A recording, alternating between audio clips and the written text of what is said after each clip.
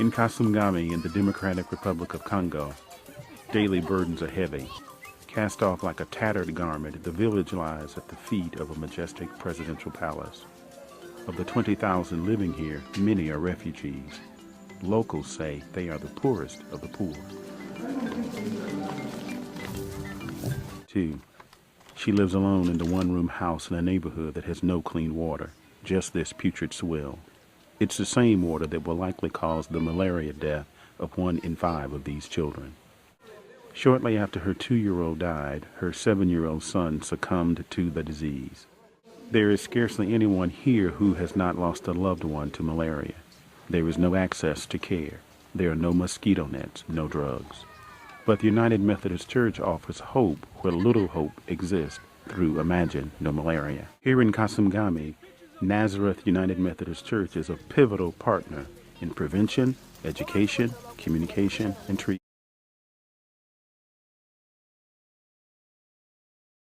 My name is Leo Ho. I'm a pediatrician, and I was working in Bo, Sierra Leone from February to August of 2007. Well, I was mainly the doctor working in the ICU. Most of the time I was in the ICU taking care of the most critically ill patients, most of which were young children under 5. And most were under the age of 3 also. Those are the most susceptible patients, especially to severe malaria. So this is an interesting shot where there's 3 of us attending to these sick children. And I'm in the middle, of course. And to the right is a Belgian nurse. Her name was Susie. She's actually resuscitating a child who was so ill that he or she stopped breathing. So when that happens, you put this bag over their face with a mask and you start pumping the bag to push air into the lungs. Most of the time it was malaria. And severe malaria at times can become so severe that it affects the brain, and eventually the children progress into a coma. A lot of the parents kind of wait a little while until they bring their children in. Often they would wait until the child became non-responsive to bring them in, and the patients got better also. So even if they came in a coma, often they would make a complete recovery. So we take like a few drops of blood, and it's placed in this little plastic testing device, which is a rapid test for malaria, which tests for basically the most severe species of malaria, which is the one that was really prevalent there. And then within 15 minutes, you get a test result, whether it's severe malaria infection or not. Mainly, we were using the newer malarial treatment strategy, which is the artemisinin-based derivative. And it's really been just a great weapon because it's extremely effective, very well tolerated, and it's easy to administer. If the child was not that sick, which we call non-complicated malaria, often by the next day they're starting to feel better. A little bit different because almost everyone you meet had a family member who died or knew someone who lost a child from severe malaria. But make no mistake that when it happened, and when you saw the parents in the ICU or somewhere else in the hospital, it's still just completely devastating. Lives, families, and communities. Malaria is a killer. In fact, in our hospitals, malaria is now responsible for like 60% of all deaths, especially this time of the year when the rains have started.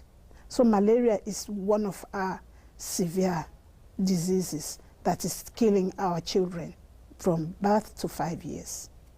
I'm making this appeal that please let our brothers and sisters help us with resources to help prevent malaria from our communities. We need both financial, human, and material resources. My appeal to our leaderships, the bishops, we feel the bishops can do anything and make it possible. My appeal to them is that they speak about malaria to their pastors, to their churches, so that people can see the need to provide resources which we can use to buy nets for our people in Israel. Our children are dying, pregnant women are dying, and if we lose all of those, we will not have a community. Imagine if we had enough resources to train our health workers to be able to prevent malaria, Can you imagine a community of 5,000 using bed nets? Imagine no malaria.